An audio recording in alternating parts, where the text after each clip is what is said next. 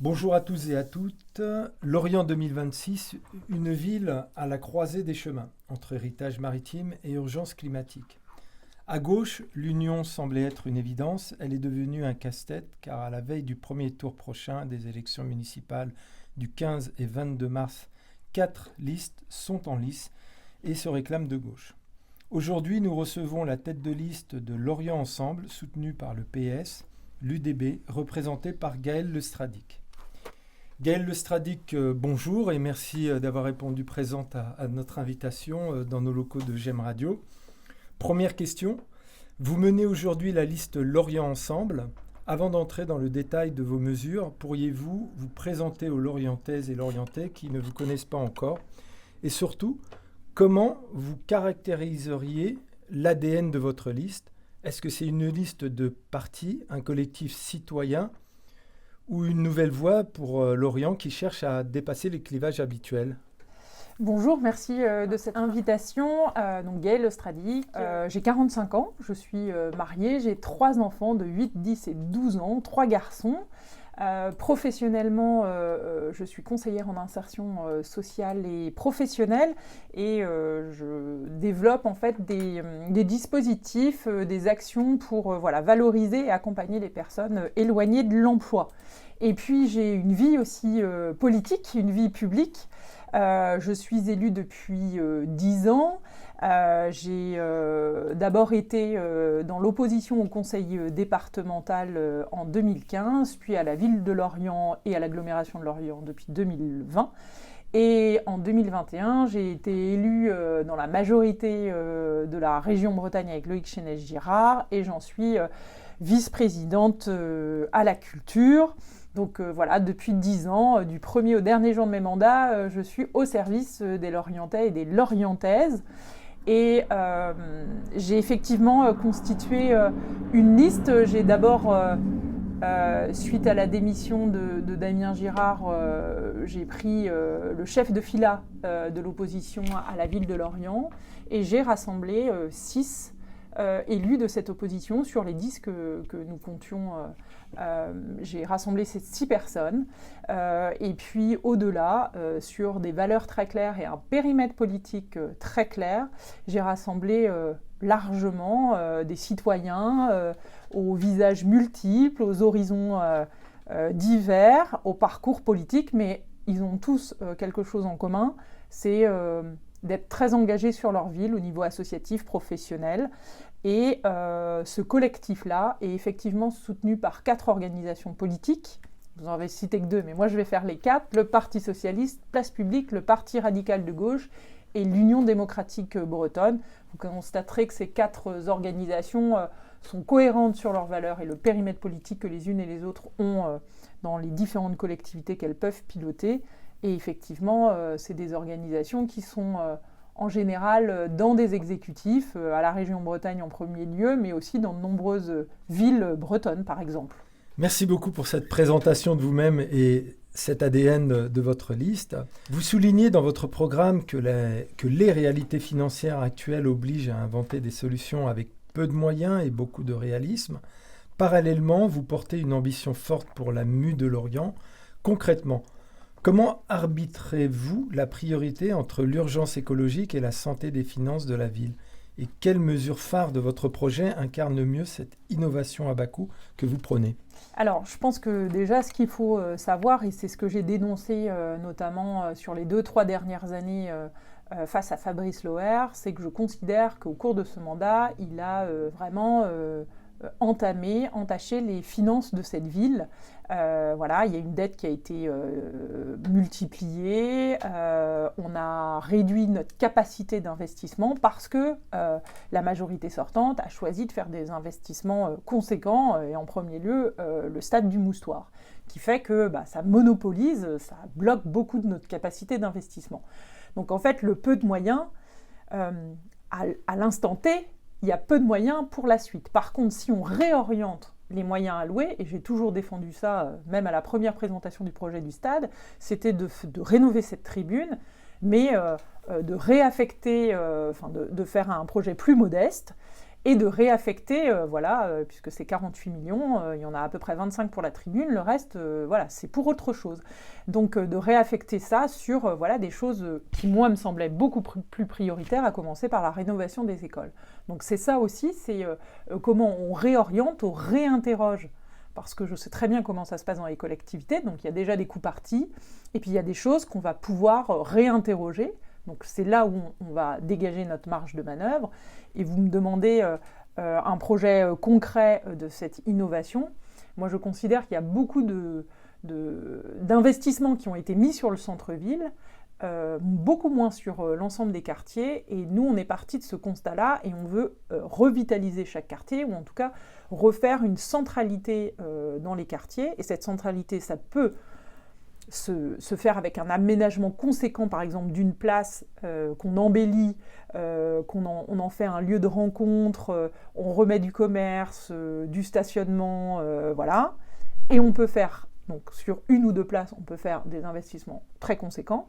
Et sur les autres places, on peut avoir des aménagements qui sont plus légers, plus éphémères et qui peuvent circuler dans la ville, etc. Moi, je pense qu'on est à une heure où, effectivement, il faut de l'innovation aussi avec les finances publiques et de la créativité. Et il faut surtout faire une ville agile, c'est-à-dire qu'il ne faut pas figer les usages de la ville dans tel ou tel endroit. Et donc, c'est comme ça aussi qu'on peut mutualiser des choses et qu'on peut faire en sorte que des aménagements qui sont prévus pour une place, à un moment donné, peuvent se déplacer à une autre place. Votre liste est soutenue par plusieurs formations politiques, vous les avez rappelées il y a quelques minutes. Mais vous vous définissez aussi comme un collectif citoyen ancré dans le quotidien. Comment garantissez-vous aux Lorientaises et Lorientais que la voix des citoyens et citoyennes non militants et militantes de votre équipe pèsera autant que celle des partis lors des décisions majeures à la mairie ou à l'agglomération ? Partir peut-être du constat que moi je considère que les partis politiques structurent la vie publique et la vie politique en France, et que c'est une bonne chose, parce que quand on rentre aussi dans un parti politique, c'est qu'on se met au service d'un collectif. Donc on porte pas simplement sa voix de citoyen, mais bien la voix d'un ensemble. Sur cette liste, il y a 2/3 des personnes qui ne sont pas encartées. Et ça veut dire que d'ores et déjà, elles ont leur place en fait. C'est pas les 4 organisations politiques qui décident. Forcément, et je l'ai fait savoir, il y a des accords à la fois programmatiques qui ont été passés avec les organisations politiques. C'est d'ailleurs pour ça qu'elles sont venues me soutenir et soutenir la liste. Donc c'est pas juste comme ça parce qu'on avait une belle affiche ou je ne sais quoi. C'est bien parce que sur le fond programmatique et encore une fois le périmètre politique que je proposais, elles sont tout à fait en accord. Mais ensuite, dans les décisions même de mener cette campagne, moi je ne regarde plus qui a telle étiquette ou qui n'a plus ou qui n'en a pas. C'est de manière collective qu'on prend les décisions. C'est mon rôle aussi à un moment donné d'arbitrer certaines choses en tant que tête de liste pour le moment, et en tant que maire, c'est la même chose. Donc comment est-ce que je garantis ça ? C'est quand on est à la tête et qu'on dirige une mairie, je crois que c'est la confiance qu'on a dans son équipe et en premier lieu dans son exécutif. C'est la délégation qu'on donne, mais une vraie délégation, c'est pas juste un titre, c'est vous avez une autonomie sur cette politique publique, on en décide les grandes orientations collectivement, après c'est vous qui pilotez, et s'il y a besoin d'arbitrer, là c'est mon rôle, voilà.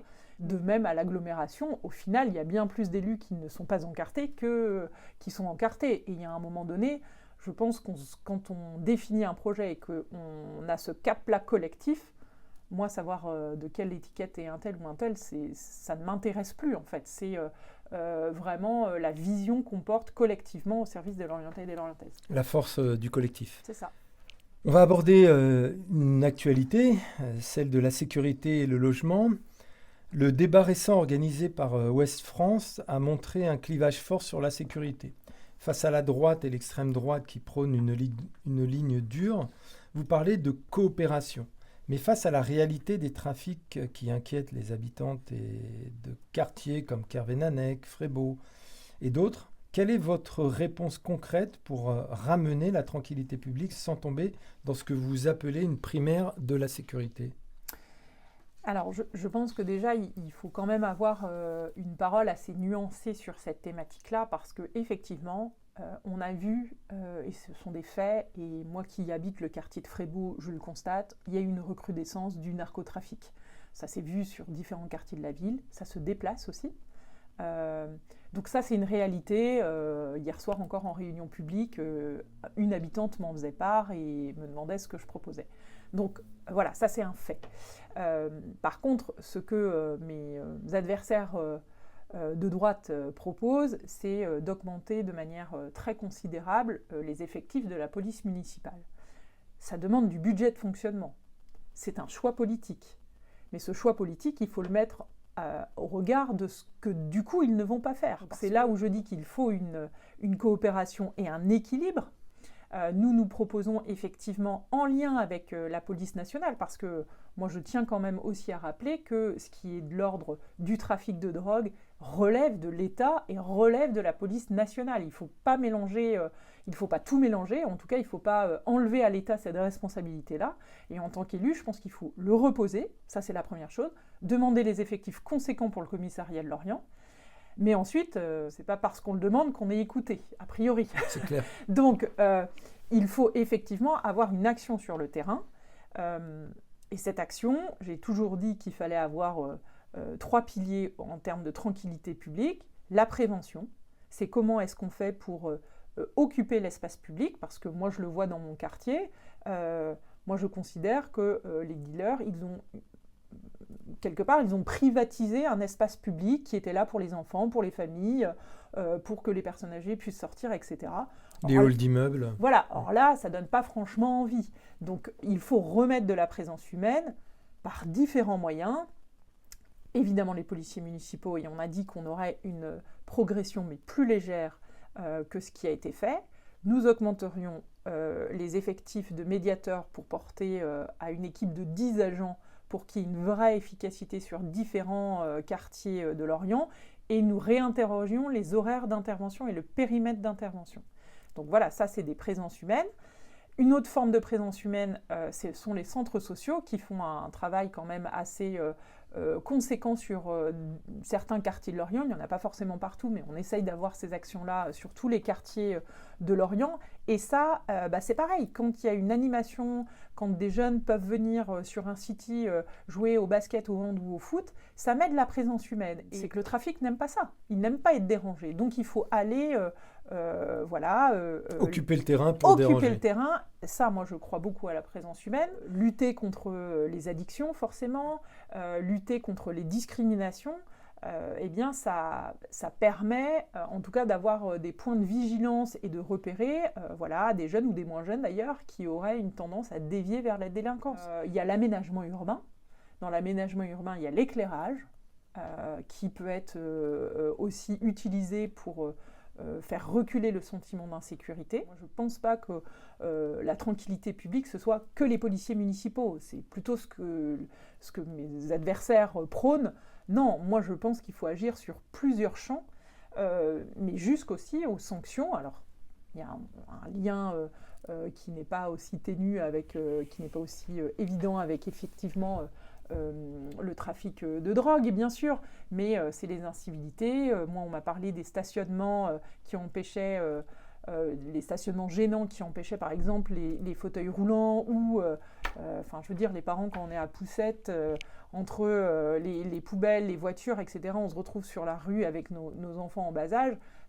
Tout ça, c'est pas très sécurisant. Voilà, il y a plein de triptyques. Prévention, la tranquillité, la sécurité publique avec l'action de proximité de la police municipale et des médiateurs, et puis un volet sanction aussi. C'est sur tout ça qu'il faut agir pour faire en sorte que notre ville continue, parce qu'on n'est pas d'autres villes quand même, continue à être une ville globalement tranquille. Eu égard à l'urgence du logement, la crise du logement est la préoccupation numéro 1 des Lorientaises et Lorientais en ce début d'année.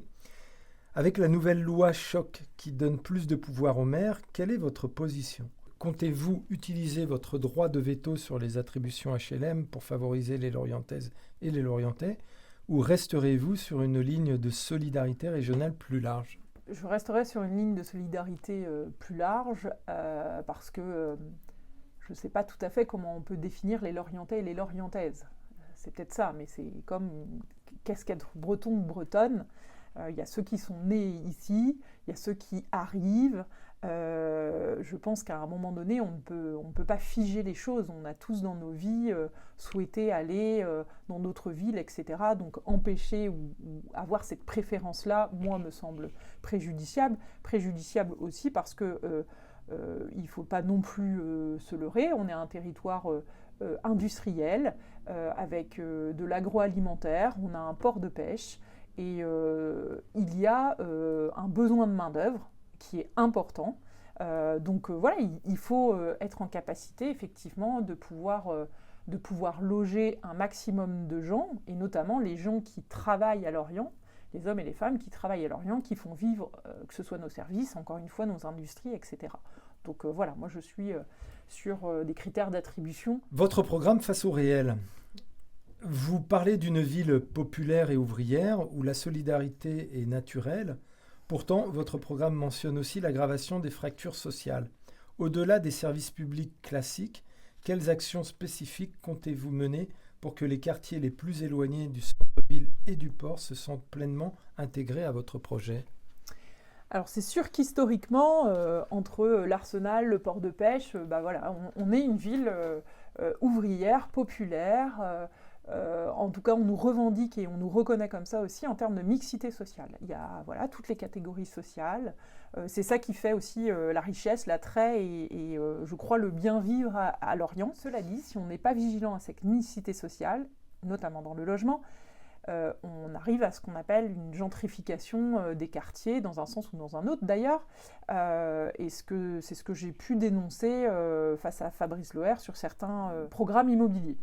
Pour que l'ensemble des quartiers de Lorient puissent finalement avoir les mêmes services, nous proposons de créer des mairies, des sortes de mairies de quartier en fait, dans l'ensemble de nos quartiers lorientais. C'est-à-dire, ce n'est pas le citoyen qui doit aller au service public, c'est le service public qui vient au citoyen. C'est qu'à un moment donné, vous savez que dans votre quartier, tel jour, à telle heure, enfin voilà, sur certaines plages horaires, vous avez un premier niveau de service municipal qui vient. Vous pouvez faire une démarche pour la crèche ou vous renseigner pour l'EHPAD, pour vos parents, etc. Mais en tout cas, on sait aussi que notre population à Lorient va vieillir de plus en plus, et donc c'est une façon aussi de faciliter l'accès des seniors aux services publics. Voilà, c'est des choses en tout cas qu'on va tester, et l'idée c'est qu'il n'y ait pas forcément que les services publics municipaux, mais que d'autres services publics peuvent se joindre à cette démarche. C'est déjà embryonnaire avec France Service, qui est porté par le PIMS ici à Lorient. Ce n'est pas sur tous les quartiers de la ville, donc quand ça existe, il faut s'appuyer dessus et renforcer. Et ailleurs, il y a besoin de créer ça. S'agissant de l'économie maritime et de l'écologie, le port est l'âme de Lorient. Vous voulez concilier donc transition écologique et développement. Concrètement, comment comptez-vous soutenir l'industrie navale et portuaire tout en respectant votre promesse de sobriété ? Quel arbitrage ferez-vous entre le développement du nautisme de pointe et la préservation de l'accès populaire au littoral ? Alors, sur les questions portuaires, je vais être assez à l'aise puisque le port, c'est de la propriété de la région Bretagne. Donc, on a finalement une action déjà assez conséquente sur ce port. Et la ville, bien que le port soit sur son territoire, est moins en première ligne sur ces questions. C'est plutôt du ressort de l'agglomération en fort partenariat avec la région. Il faut quand même savoir qu'il y a déjà eu des choses qui ont été faites en termes de transition écologique sur le port. Il y a eu la création d'une ombrière pour alimenter une partie de l'énergie nécessaire au port et au crier. Sur le renouvellement de la flotte des bateaux. Voilà, ça c'est vraiment une action de la région Bretagne. On a créé un fonds qui s'appelle le fonds Braise Up Pêche et qui permet de financer des bateaux neufs ou d'occasion. Et ces bateaux neufs ou d'occasion, ils consomment moins que les anciens puisque la flotte lorientaise mais bretonne dans son ensemble est plutôt vieillissante, une moyenne de 30 ans. Donc les nouveaux bateaux de pêche, ils économisent du carburant, donc c'est vertueux. Sur le nautisme, alors je pense qu'il ne faut jamais opposer les choses. En tout cas, la course au large a tiré tout le secteur de la base. Ça a permis sa reconversion, et ça, on peut le saluer au vu du dynamisme de morceaux de territoire, en tout cas. Ça a fait venir des entreprises, il y a tout un écosystème, et maintenant, ce sont des technologies qui passent du champ du nautisme sur des champs notamment de l'aérospatial. Enfin voilà. Donc il y a des transferts de technologies qui, quand même, sont très intéressantes. Moi, ce que je prône, c'est un développement équilibré du territoire. C'est-à-dire qu'on ne peut pas miser que sur la course au large, au détriment des autres ports, que ce soit la pêche ou le commerce. C'est plutôt d'avoir cette action d'équilibre, l'accès, on va dire, populaire. Moi, effectivement, je trouve que tous les habitants de l'Orient devraient monter à un moment donné sur un bateau.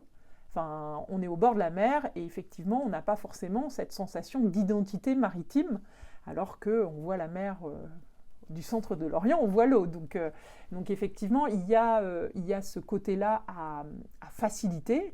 Nous, on propose de soutenir en fait des démarches pédagogiques dans les écoles pour avoir cette initiation à la mer. Une partie de ma carrière où j'ai été enseignante, alors pas sur l'Orient, mais du coup j'ai discuté avec des collègues notamment de Kervénalek, qui me disaient qu'effectivement des enfants de Kervénalek n'étaient jamais allés à la base, c'est 20 minutes à pied. Il faut favoriser ces démarches pédagogiques-là, d'aller voir ce milieu maritime. Et aujourd'hui, je faisais l'inauguration du salon Pro-Emer. Le salon Pro-Emer, c'est emploi et orientation dans les métiers de la mer. Voilà, ça se passe à Lorient. Il y a 1500 annonces 1500 offres d'emploi, ce qui n'est pas rien, sur le territoire et au-delà. Donc on voit que ce sont des métiers qui attirent. Et si on veut qu'il y ait des gens qui aillent dans ces formations-là et qui servent dans nos entreprises et qui montent en compétences, eh bien forcément il faut y penser, et donc il faut cet accès à la mer. Mais tous les élèves lorientais ont un cycle de voile en CM1, CM2 de mémoire. Ben ça, il faut continuer. Et on peut être un territoire finalement pilote à la fois sur la course au large qui développe des technologies de pointe, mais aussi sur de la low-tech qui permet une accessibilité au nautisme et au maritime assez importante. Concernant l'égalité femmes-hommes, dans votre programme, vous affichez l'égalité réelle comme un principe transversal. Comment cela va-t-il se traduire concrètement dans l'aménagement urbain ? Par exemple, comment comptez-vous adapter l'espace public lorientais pour qu'il soit réellement sûr et accueillant pour tous et toutes, comme vous le revendiquez dans votre programme ? Moi, en tant que candidate, je ne revendiquais pas ça. Je crois qu'il y aurait forcément un petit souci. Mais cela dit, ce n'est pas non plus mon monopole. On voit bien que la société, elle est traversée par ces questions d'égalité femmes-hommes. Et effectivement, ça doit être un fil conducteur. Moi, ce que je ne veux pas, c'est qu'il y ait une politique silo sur l'égalité femmes-hommes. En fait, c'est à chaque fois qu'on fait une action, on doit intégrer cette réflexion à l'intérieur. Ça va par exemple sur les subventions qu'on peut avoir aux associations. C'est comment est-ce qu'on invite les associations à avoir des démarches de progrès en termes d'égalité femmes-hommes. C'est pas mettre des quotas forcément, c'est plutôt dire qu'est-ce que vous prenez. Par exemple, sur les associations sportives, ce serait par exemple de promouvoir des formations aux violences sexistes et sexuelles dans le sport. Et effectivement, l'aménagement urbain, c'est quelque chose qui doit être pensé aussi d'un point de vue d'égalité femmes-hommes. Ça commence dès l'école, dès la crèche. C'est comment est-ce qu'on aménage notamment les cours d'école, mais ça on sait faire maintenant. Pour avoir des espaces et des jeux plutôt mixtes, fait aussi de demander aux enfants. Et quand on fait un aménagement urbain, on a le droit aussi de demander aux femmes et aux hommes comment est-ce qu'ils voient cet espace public. On peut faire une déambulation avec des femmes en disant quels sont vos points de vigilance, là vos points noirs, est-ce que être dans telle rue à tel moment de la journée c'est ok pour vous ou c'est pas ok. Enfin voilà, déjà c'est en fait du dialogue, de la participation citoyenne. Il y a l'éclairage qui rentre en jeu, il y a des rues qui sont vraiment noires, et là encore il y a une question d'équilibre. Donc nous on propose de faire des cheminements lumineux, mais ça c'est pas nous qui allons décider. C'est plutôt en concertation. Un autre point phare de votre programme, c'est l'éthique et l'engagement. L'une de vos valeurs piliers est l'éthique politique. Si vous êtes élu, quel mécanisme concret de contrôle citoyen comptez-vous mettre en place pour que les habitants puissent évaluer en cours de mandat si vous respectez bien les engagements et les analyses rigoureuses que vous présentez aujourd'hui? Alors, l'éthique politique, ça commence par on tient ses engagements et on fait ce qu'on dit. Je vais commencer peut-être par mettre les pieds dans le plat, mais je vais le faire quand même. Quand on me demande en ce moment qu'est-ce que je ferai comme union pour le deuxième tour. Justement, c'est une des questions voilà, flash. j'étais sur le marché encore ce matin, donc on me pose cette question-là.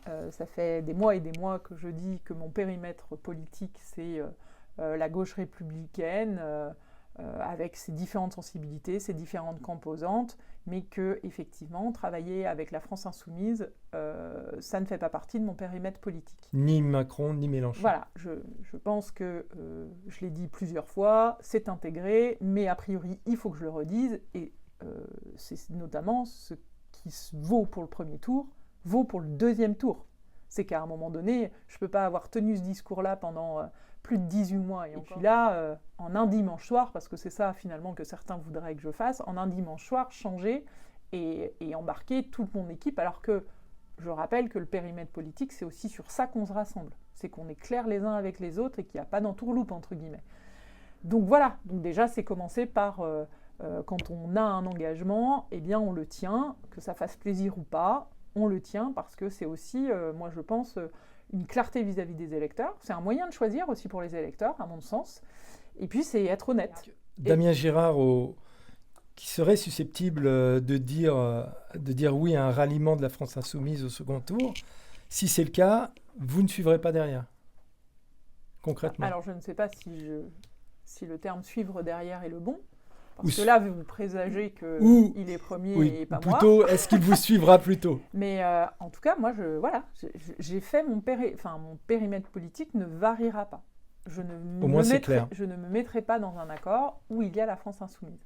Je l'ai, encore une fois, c'est ce que collectivement nous nous sommes dit, nous, Liste Lorient Ensemble, mais c'est le discours, alors par ma voix, mais que chacun de mes colistiers porte à l'extérieur. Donc on ne va pas en un dimanche soir changer. Voilà, c'est tout. Ça c'est, à mon sens, c'est l'éthique en politique. Et au cours du mandat, alors je n'aurai pas de référendum sur pour ou contre Gaël Lestradic, ça je ne suis pas de ce style-là. On a indiqué différents solutions, en tout cas en termes de démocratie participative, parce que ce n'est pas forcément contrôler ce qu'on dit, mais en tout cas on peut expliquer les choses. Parce que entre ce qu'on dit maintenant et en la 2030, absolument. Il y a des questions de faisabilité, il y a un contexte géopolitique qui peut évoluer. On a connu quand même la crise Covid, la crise énergétique. Enfin, il y a plein de choses qui peuvent se passer qui font que les chemins dévient, qu'on ne peut plus faire. Les finances de l'État. La première chose pour les collectivités, en tout cas moi, la région Bretagne, c'est ce qu'on subit, c'est qu'on a moins de recettes. Donc voilà, grosso modo, on nous dit faut nous rendre des sous et faut faire des économies. Bah, ça, on n'avait pas prévu ça en 2021 quand on s'est fait élire. Mais par contre, on peut l'expliquer en fait aux gens. Et donc ça, on a indiqué qu'il y avait le droit à l'explication. Au démarrage d'un conseil municipal, c'est de donner la parole à des citoyens qui veulent nous interpeller et nous poser des questions. Ce sera un moyen de nous interpeller, à nous de dire ce qu'il en est à l'instant T, parce que on sait aussi que la vie des projets politiques peut être parfois un peu long. Des fois, il y a des temps de préparation qui peuvent paraître longs pour les citoyens, mais on travaille de manière non visible, en tout cas pour le grand public, mais c'est pas pour ça qu'il ne se passe rien. Donc voilà, c'est des mécanismes qui permettent effectivement, en tout cas, d'être interpellés. Puis c'est les permanences que les élus peuvent avoir, à la fois à la mairie bien sûr, mais dans tous les quartiers de Lorient. Être maire de Lorient et présidente d'Aglo, est-ce pour vous une nécessité absolue pour agir ou êtes-vous prête à partager ce pouvoir avec vos partenaires de gauche pour garantir la proximité dont vous parlez? C'est une très bonne question. Je considère qu'au vu de la place de la ville de Lorient, qui est le moteur de ce territoire, mais où aussi il y a notamment, on parlait des ports au début de cet entretien, les ports, c'est pas tant la ville que l'agglomération. Il y a quand même sur cette ville beaucoup d'éléments structurants de l'agglomération, et donc je considère que être maire de Lorient implique d'être présidente de l'agglomération, au vu de ces enjeux-là. Cela dit, je sais aussi que dans notre agglomération, il y a 25 communes en tout.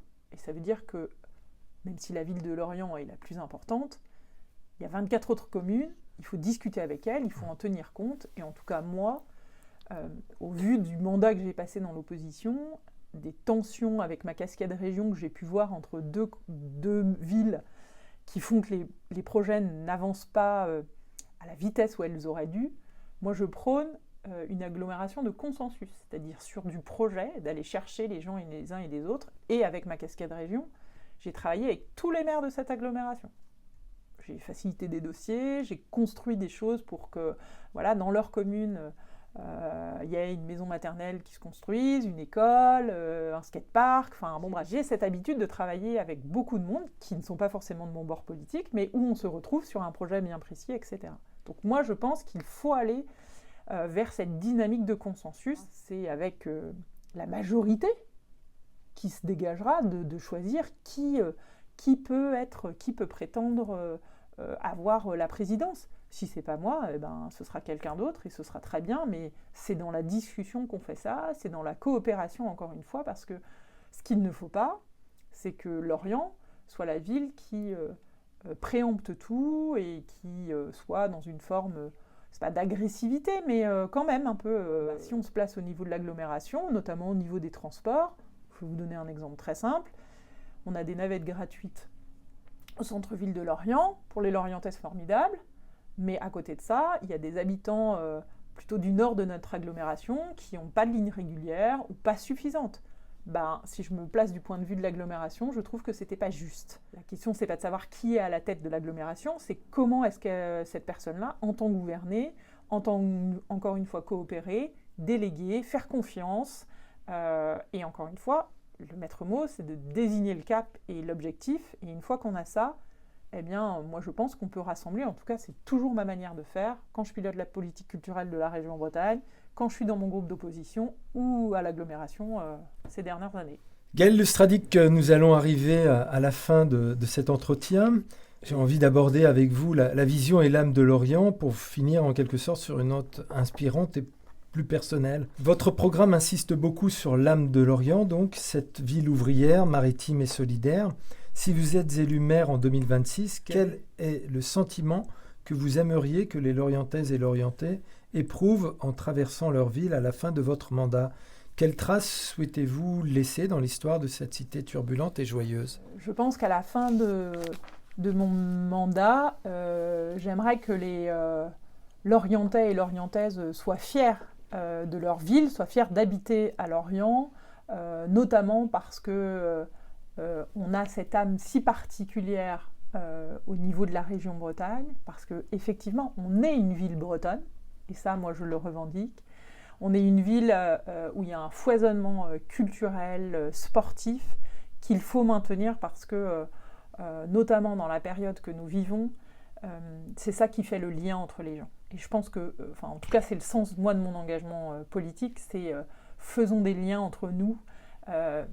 Évidemment, la culture et le sport, je pense que ce sont de formidables vecteurs de liens entre nous, mais l'économie peut en être, l'interceltisme, forcément avec cette ouverture sur le monde, ça fait des liens entre les gens et je pense que fondamentalement, on a besoin de ça. Donc j'aimerais qu'à la fin, ce soit une ville où il fasse bon vivre, où on soit reconnu pour ça et que les Lorientais en soient conscients. Si j'avais une trace c'est-à-dire quelque chose qui reste... Quelque chose d'indélébile. Voilà, j'aimerais beaucoup, et c'est dans notre programme, avoir... on dit qu'on est capitale de l'interceltisme, mais il n'y a rien qui le montre dans cette ville. Et donc j'aimerais vraiment créer un pôle culturel et économique, parce que je pense qu'il faut les deux sur cette dimension interceltique, parce que ça rassemble l'université, ça rassemble de l'innovation technologique, économique, évidemment la culture, les résidences d'artistes, des salles de spectacle, de l'exposition, un peu à la manière finalement de ce qui se fait dans nos autres villes celtiques qu'on peut connaître en Irlande ou en Écosse. Il y a ce genre de structures qui permettent un foisonnement et une ébullition que moi je trouve assez formidable et qui, encore une fois, moi c'est le lien, c'est comment est-ce qu'on fait du lien et comment est-ce qu'on crée cette richesse sur un territoire. Voilà, si j'avais 2. Et si j'ai une dernière chose, j'incite tous les électeurs et les électrices, où qu'ils soient, de Lorient, mais aussi des autres communes, à aller voter ce dimanche 15 mars, parce que c'est très important, c'est un moment démocratique important pour chaque commune, mais aussi chaque agglomération, parce que de temps en temps, on oublie le côté agglomération, mais voilà, donc allez voter, s'il vous plaît. Gaëlle Lestradic, merci beaucoup. Nous rappelons que vous êtes tête de liste de Lorient Ensemble et on vous donne rendez-vous au 2e tour. Eh bien oui, avec grand plaisir. Merci beaucoup pour J'aime Radio.